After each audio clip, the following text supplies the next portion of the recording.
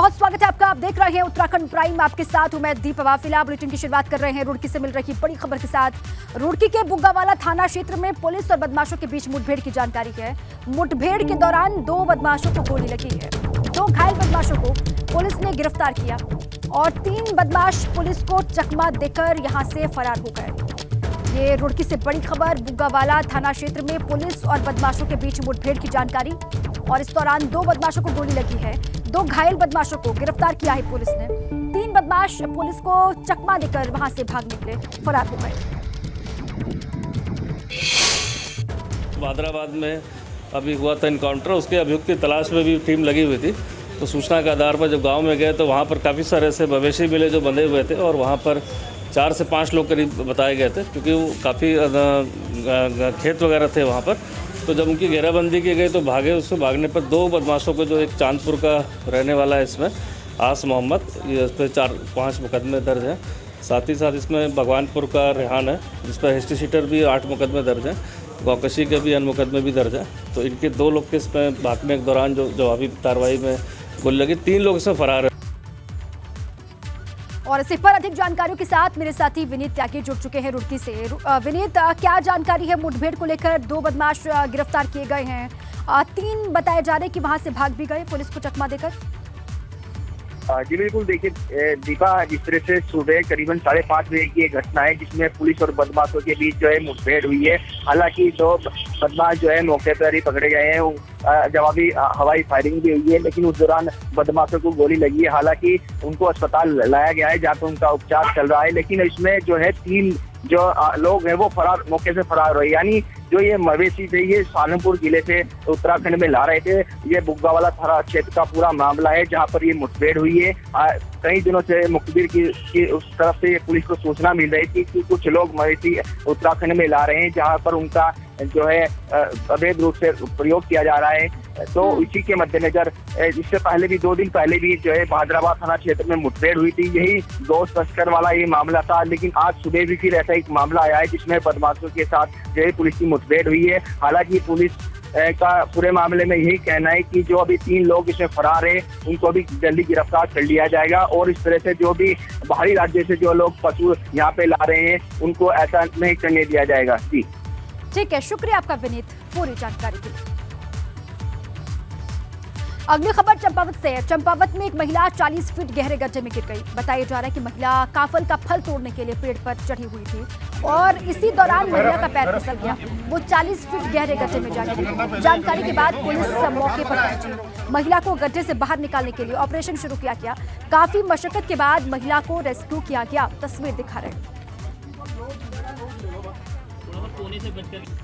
उधर Gangotri national highway पर सुबह बड़ा हादसा होने से टल गया। गंगोत्री से उत्तरकाशी की तरफ आ रही कार सड़क किनारे दुर्घटनाग्रस्त हो गई, टकरा गई और हादसे के समय कार में 2 लोग सवार थे जिन्हें हल्की सी चोट आई है। जिस जगह यह हादसा हुआ उसे ब्लैक स्पॉट कहा जाता है और इसीलिए यात्रियों को हिदायत दी गई है कि यहाँ संभल कर वो सफर करें, यात्रा करें। यात्रा सीजन को देखते हुए यहाँ पर पुलिस कर्मियों और पीआरडी के जवानों की 24 घंटे तैनाती की गई है। हादसे के समय कार में 2 लोग सवार, किस तरीके से हादसा हुआ, किस तरीके से टकराई, ये आप देख पा रहे एक्सक्लूसिव। कार में 2 लोग सवार जिनको हल्की सी चोट आई है। बड़ा हादसा होने से यहाँ पर टल गया। 20 मई से हेमकुंड साहिब की यात्रा शुरू होने जा रही है, मगर हेमकुंड साहिब के आसपास अभी भी बर्फ जमी हुई है। हालांकि यात्रा मार्ग से बर्फ साफ कर रास्ता तैयार कर दिया गया। बुधवार को ऋषिकेश से पहला जत्था रवाना होगा। राज्यपाल गुरमीत सिंह और मुख्यमंत्री पुष्कर सिंह धामी तीर्थ यात्रियों के पहले जत्थे को कल सुबह 10 बजे हेमकुंड साहिब के लिए रवाना करेंगे।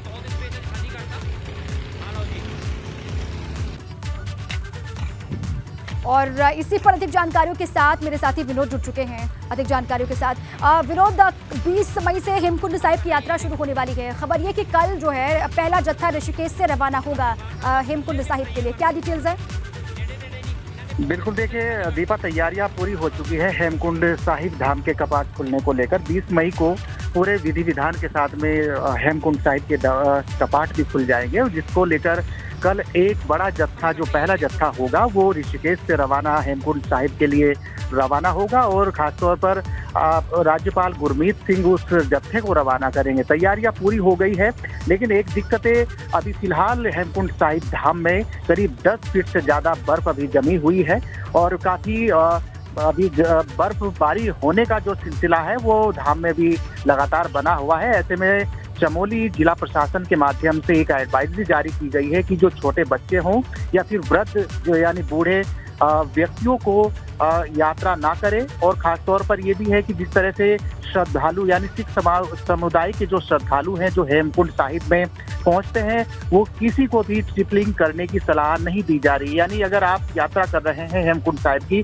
और 2 व्हीलर से आप यात्रा करेंगे तो कम से कम एक वाहन पर 2 ही व्यक्ति बैठे, ताकि कोई दिक्कत ना हो। क्योंकि अभी 10 फीट से ज़्यादा बर्फ वहाँ पर पड़ी है। जिला प्रशासन के माध्यम से बर्फ हटाने का कार्य किया जा रहा है, लेकिन दुश्वारियां अभी भी वहाँ थमने का नाम नहीं ले रही है। लेकिन इसी बीच में 20 मई को हेमकुंड साहिब के दरबार खुल जाएंगे। यानी उत्तराखंड में जो 4 धाम यात्रा, तमाम धामों के कपाट खुले हैं, उसके बाद में 5वें धाम की यानी क्योंकि बर्फ को हटा करके रास्ता साफ किया जा रहा है। प्रशासन के सामने भी बहुत बड़ी चुनौती है। 20 मई से यात्रा शुरू होगी, पहला जत्था कल रवाना हो जाएगा। आप बता रहे कि तैयारियां पूरी कर ली गई हैं। शुक्रिया विनोद, पूरी जानकारी। उधर केदारनाथ धाम में खराब मौसम के बावजूद तीर्थयात्रियों का हुजूम उमड़ रहा है। यात्रा शुरू होने के बाद से अब तक 3 लाख तीर्थयात्री दर्शन कर चुके हैं और एक तरफ खराब मौसम तीर्थयात्रियों की परीक्षा ले रहा है, तो वहीं भगवान शंकर के भक्त भी पूरे जोश में दिखाई दे रहे हैं।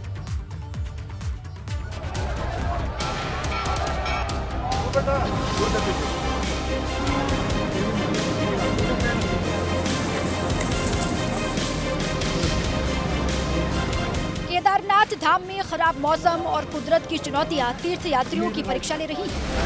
आराम से भाई, आराम से कार देना, तुम मत। Thank you. कभी बर्फबारी यात्रियों की रफ्तार रोक रही है, तो कभी पैदल मार्ग पर ग्लेशियर आने से यात्रियों की राह में मुश्किलें पैदा हो रही हैं। इस बार के यात्रा सीजन में तीर्थयात्रियों की राह में काफी चुनौतियां हैं, मगर तमाम चुनौतियों के बावजूद शिव भक्तों में उत्साह बरकरार है।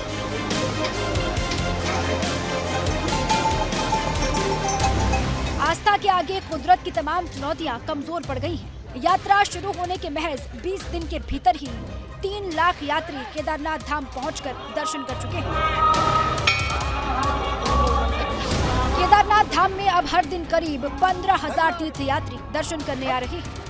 कपाट जो केदारनाथ धाम के थे वो 25 अप्रैल को खुले थे और करीबन 20 दिन में 3 लाख के आसपास यात्रियों के द्वारा दर्शन कर लिया गया है। और ऑल्दो पहले 10 दिन आपने देखा काफ़ी बर्फबारी भी हुई है, रास्ता भी हमारे 2-3 बार एवलांच की वजह से बंद हुए, परंतु फिर भी यात्रा सुचारू रूप से चल रही है और काफ़ी यात्रियों में उत्साह है बाबा के दर्शन करने का। और उम्मीद ये है कि आने वाले 1 महीने में भी काफ़ी अधिक संख्या में यात्रियों भी दर्शन करना है। अभी पिछले 1 सप्ताह से अगर हम देखें तो एवरेज हमारा 15-16 हज़ार का डेली दर्शनार्थियों का चल रहा है और 18 से 20 हज़ार तक अब आने वाले समय में यात्रियों की संख्या होने के काफ़ी चांसेस हैं। यात्रा की शुरुआती दिनों में मौसम काफी खराब रहा, जिस वजह से केदारनाथ धाम की यात्रा पूरी तरीके से प्रभावित रही। केदारनाथ धाम की यात्रा 1 दिन के लिए रोकनी भी पड़ गई थी, मगर प्रशासन का कहना है कि अब यात्रा सुचारू रूप से संचालित हो रही है। ग्लेशियर पॉइंट के आसपास जवानों की ड्यूटी लगाई गई ताकि तीर्थ यात्रियों को कोई परेशानी न हो। कुबेर ग्लेशियर और भैरव ग्लेशियर की जो समस्या थी वो बार बार बर्फबारी के कारण जो रास्ता बंद हो रहा था, वहाँ पर हमने NDRF और SDRF प्लस साथ ही हमारी जो डिस्ट्रिक्ट की YMF है, यात्रा मैनेजमेंट फोर्स है, DDRF है, सभी ने पुलिस विभाग के साथ कार्य करके आप देख सकते हैं कि करीबन 3 लाख यात्री अभी तक यात्रा कर चुके हैं, तो उनको इन ग्लेशियर्स के माध्यम के दूर से पार कराया है। और हमारे साथ ही हमारे 70 से 80 मजदूर हैं जो लगातार वहाँ कार्य कर रहे हैं ग्लेशियर्स का जो रास्ता बंद है उसको काटने का, उस रास्ते को और बेहतर करने का। तो इन लोगों की वजह से ही यात्रा सुचारू रूप से चल पाई। केदारनाथ यात्रा पर जिस तरह का रुझान है उससे साफ है कि आने वाले दिनों में तीर्थ यात्रियों की प्रतिदिन संख्या 18 से 20 हज़ार तक पहुंच सकती है। ABP गंगा के लिए रुद्रप्रयाग से रोहित डिमरे की रिपोर्ट।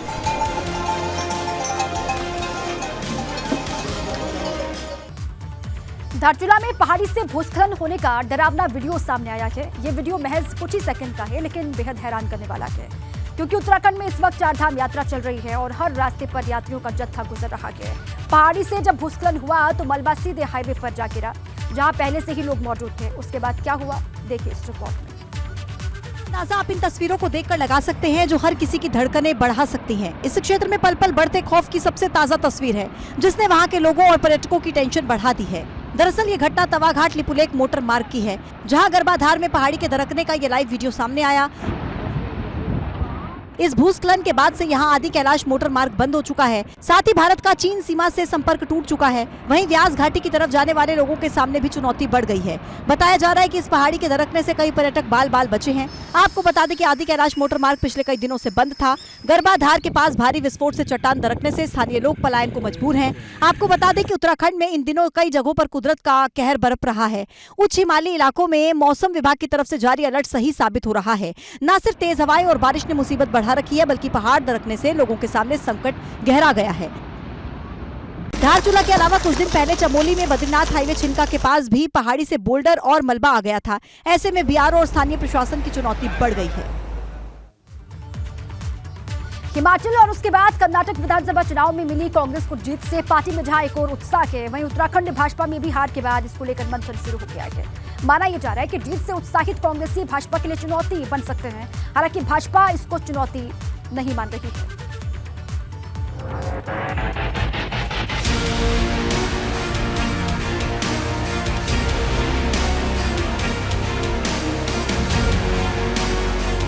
उत्तराखंड में 2024 को लोकसभा चुनाव से पहले दो अहम चुनाव होने हैं। जहां एक और चंदन राम दास के निधन के बाद बागेश्वर सीट पर उपचुनाव होना है, वहीं नगर निकाय के चुनाव भी इसी साल होने हैं। राजनीतिक जानकारों की माने तो कर्नाटक विधानसभा चुनाव में मिली जीत कांग्रेस को मनोवैज्ञानिक बढ़त दिलाने में मददगार साबित होगी। कांग्रेस के वरिष्ठ नेताओं का मानना है कि हिमाचल और कर्नाटक में जीत के पीछे कांग्रेस की एकजुटता बड़ी वजह रही, यानी कि उत्तराखंड में भी कांग्रेस को सत्तारूढ़ भाजपा से अगर लड़ना है तो एकजुटता के साथ रहना होगा।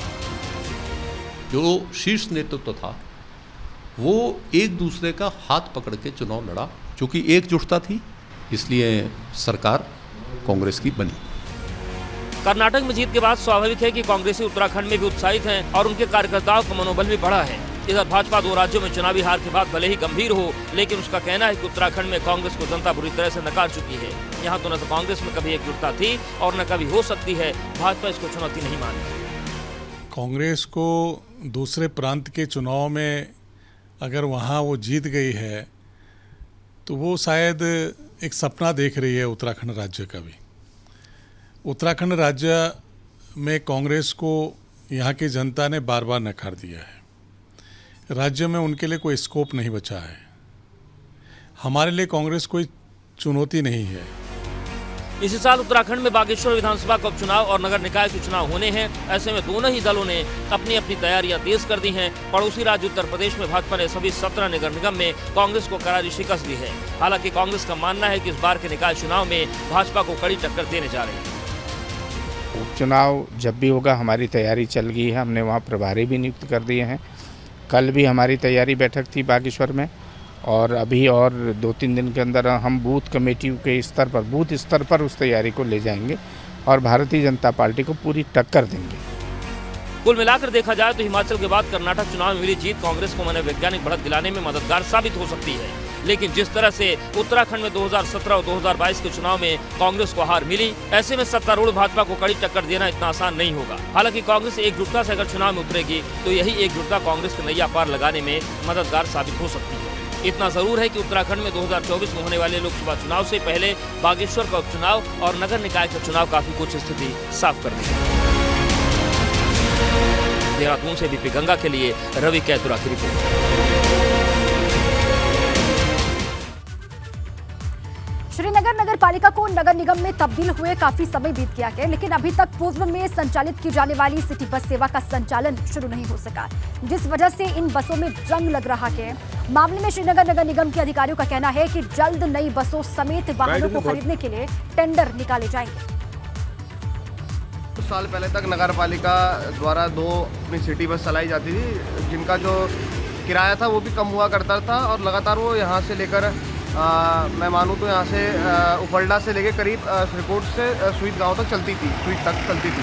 उससे कि लोगों को भी बहुत सहूलियत मिलती थी। जो आने जाने वाले लोग हैं वो लगातार बस चलती रहती तो लोगों को बहुत सहूलियत मिलती थी। लेकिन कुछ सालों से ये बस बिल्कुल नहीं चल रही है और आज अगर हम देखें तो बस की स्थिति भी इस तरह हो चुकी है कि बिल्कुल बस खराब हो चुकी है। पुराने वाहन जो निष्प्रयोजन हो गए उनके लिए हम उनके नीलामी के लिए कार्रवाई कर रहे हैं और इनके स्थान पे नए वाहन लाने की हमारा कार्रवाई चल रही है।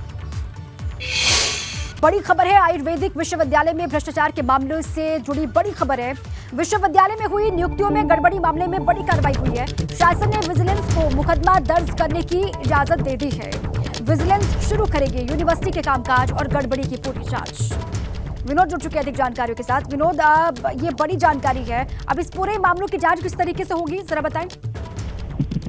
बिल्कुल दीपा, देखिए ये आज की बहुत बड़ी खबर है कि 2017 में उत्तराखंड आयुर्वेदिक विश्वविद्यालय में बड़े पैमाने पर भ्रष्टाचार, वित्तीय अनियमितता और अवैध तरीके से नौकरी लगाई गई थी, जिसके मामले में भ्रष्टाचार की पुष्टि हुई। पूरे मामले में विजिलेंस जांच कर रही थी, तो विजिलेंस डिपार्टमेंट की तरफ से उत्तराखंड शासन से मुकदमे दर्ज करने की अनुमति मांगी गई है। यानी आयुर्वेदिक विश्वविद्यालय के बड़े प्रबंधन के जो अधिकारी हैं उनके कहीं ना कहीं मुश्किलें बढ़ सकती हैं और विजिलेंस जैसे ही अपनी एफआईआर की जांच शुरू करेगी, यानी एफआईआर दर्ज हो चुकी है, एफआईआर में किन किन अधिकारियों के नाम शामिल होने वो जांच का विषय है। लेकिन इतना जरूर है कि प्रबंधन के बड़े अधिकारियों के खिलाफ कहीं ना कहीं चार्जशीट फाइल होगी और उसको लेकर जिस तरह से मामला ये 2017 का है और बड़े पैमाने पर अवैध नियुक्तियां इस यूनिवर्सिटी में हुई है, भ्रष्टाचार यहाँ पर हुए हैं, वित्तीय अनियमितता के कई मामले हैं। पूरे मामले में विजिलेंस ने जांच कंप्लीट कर ली है और शासन से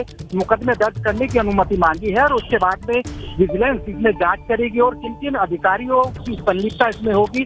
पूरे दृष्टिकोण से ये काफी महत्वपूर्ण खबर है और लेकिन आने वाले समय में ये कहना जरूरी है कि प्रबंधन के बड़े अधिकारियों पर गाज गिरना संभव है। तो बिल्कुल ठीक है विनोद, जांच की परमिशन मांगी गई थी जो कि मिल गई है विजिलेंस को और जांच की प्रक्रिया जैसे ही शुरू होगी तो विश्वविद्यालय के तमाम जो बड़े अधिकारी हैं वो भी जांच के जद में आएंगे, उनकी भी मुश्किलें आने वाले वक्त में बढ़ेंगी। शुक्रिया पूरी जानकारी के लिए।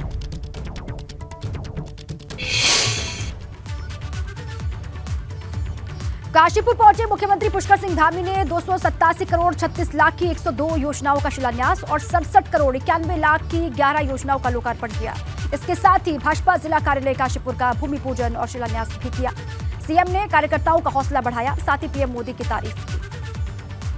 हमारे यहाँ विचारधारा और जो पार्टी के कार्यकर्ता हैं वो महत्वपूर्ण होते हैं, क्योंकि यदि आज हमारी पार्टी विश्व की सबसे बड़े पार्टी के रूप में अपनी यश पताका को संपूर्ण विश्व के अंदर फहरा रही है, तो इसके पीछे अगर किसी का परिश्रम है, किसी का समर्पण है, श्रद्धा और विश्वास है, तो हमारे करोड़ों करोड़ कार्यकर्ताओं की लगन और मेहनत का परिणाम है कि आज हम जहां विश्व की सबसे बड़ी पार्टी है, वहीं आज विश्व का सबसे बड़ा नेतृत्व भी हमारे पास है। आज आजादी के अमृत महोत्सव के वर्ष में हम सब प्रवेश कर चुके हैं और आदरणीय प्रधानमंत्री मोदी जी के कुशल और ऊर्जावान नेतृत्व में अमृत युग प्रारंभ हो चुका है। अमृत काल का प्रारंभ हो गया है और प्रधानमंत्री जी के दिशा निर्देशन में जहां भारत राष्ट्रीय स्तर पर विकास की नई नई ऊंचाइयों को छू रहा है, वहीं वैश्विक स्तर पर एक सशक्त, सामर्थ्यवान और आत्मनिर्भर देश के रूप में नई पहचान प्राप्त कर रहा है। अल्मोड़ा मेडिकल कॉलेज से संविदा डॉक्टर्स के ट्रांसफर को लेकर राजनीति गर्मा गई है। अल्मोड़ा से कांग्रेस विधायक मनोज तिवारी ने इस पूरे ही मामले पर सरकार को घेरते हुए कहा कि मेडिकल कॉलेज में सरकार के दावे फेल हो चुके हैं, जबकि स्वास्थ्य मंत्री धन सिंह रावत अल्मोड़ा के प्रभारी मंत्री होने के बावजूद भी डॉक्टर्स का ट्रांसफर किया जा रहा है। दूसरी ओर मेडिकल कॉलेज में फैकल्टी भी खाली पड़ी है। तब से प्रदेश में भारतीय जनता पार्टी की सरकार सत्ता में बैठी है, तब से लगातार जो हमारी मूलभूत जो आवश्यक सेवाएं हैं उसमें निश्चित रूप से बहुत गिरावट आई है, कमी आई है। लगातार यहाँ पर जो हमारे चिकित्सक हैं उनका स्थानांतरण किया जा रहा है। वहाँ पर जो हमारे बॉन्डधारी चिकित्सक हैं उनको यहाँ से पिथौरागढ़ स्थानांतरण किया जा रहा है। डीजी हेल्थ से वार्ता की गई और उनको रुकाने का पूरा प्रयास किया, लेकिन बड़े दुर्भाग्य का विषय है फिर भी पता नहीं किसके दबाव में यहाँ से 4 चिकित्सकों का, बॉन्डधारी चिकित्सकों का ट्रांसफर पिथौरागढ़ कर दिया गया है। देहरादून में सीबीएसई का रिजल्ट आने के बाद राज्य के विद्यालयों के रिजल्ट को लेकर शिक्षा विभाग के अधिकारी नाराज हैं। ऐसे में शिक्षा महानिदेशक बंशीधर तिवारी ने जिलों के सभी शिक्षा अधिकारियों के साथ वीडियो कॉन्फ्रेंसिंग के माध्यम से विद्यालयों की रिजल्ट की समीक्षा की और कहा कि कई स्कूलों के बच्चों की सप्लीमेंट्री आई है जो जून में होगी। जिन स्कूलों के बच्चों के 50% तक फेल का रिजल्ट है, ऐसे शिक्षकों और अधिकारियों पर एक्शन की तैयारी की जा रही है।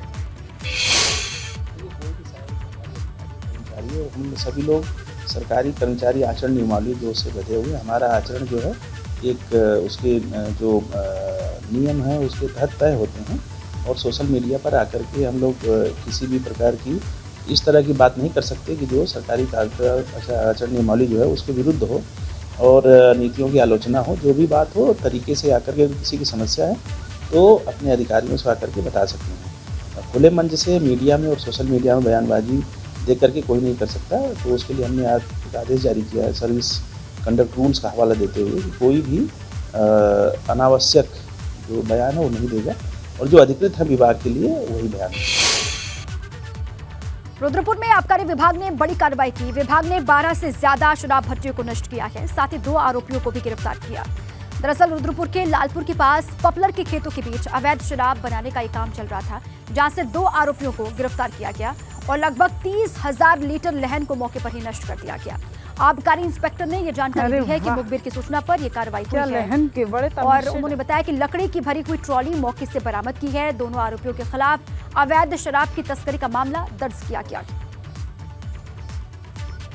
बहुत बड़ी मात्रा में जो है अवैध शराब का कारोबार चल रहा था, तो मौके से हमने एक ट्रैक्टर ट्राली जिसमें लगभग 40 कुंटल लकड़ी वो भट्टियों में जलाने के लिए लाई जा रही थी वो पकड़ी। मौके से लगभग 400 लीटर हमने शराब कच्ची पकड़ी और 30,000 लीटर मौके से हमने जो है लहन नष्ट किया। वो लहन को उन लोगों ने अंडरग्राउंड गड्ढे बना करके 500 लीटर के वो अंडरग्राउंड रखे हुए थे और 2 अभियुक्त मौके से हमें शराब जो बना रहे थे वहाँ पे वो पकड़े गए।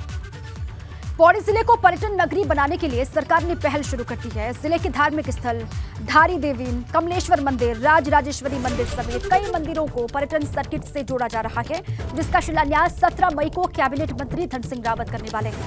सरकार ने इन मंदिरों में मूलभूत सुविधाओं को जुटाने का काम करने का पूरा लक्ष्य रखा है, जिससे यहाँ रहने वाले युवाओं और महिलाओं के लिए रोजगार के नए द्वार खुलेंगे। साथ ही 4 धाम पर आने वाले तीर्थयात्रियों को अधिक से अधिक दिनों तक राज्य से जोड़ने का भी प्रयास किया जाएगा। बहुत वर्षों से जो जिसकी बहुत आवश्यकता थी वो कार्य कमलेश्वर महादेव में किया जा रहा है और यहाँ पर जो है सर्किट से जोड़ा गया है। अन्य मंदिर जो पौराणिक हैं लेकिन क्या है कि यात्रा मार्ग से दूर हैं और जो स्थानीय मंदिर हैं उनकी उपेक्षा बड़ी पूर्व सरकारों में की गई, लेकिन इस सरकार में अच्छा है कि धन सिंह रावत जी के द्वारा जो है इसे पर्यटन सर्किट से जोड़ा गया है, जिसमें कमलेश्वर महादेव भी है, जिसमें इसके यहाँ का जो है मुख्य द्वार का निर्माण कार्य किया जाएगा।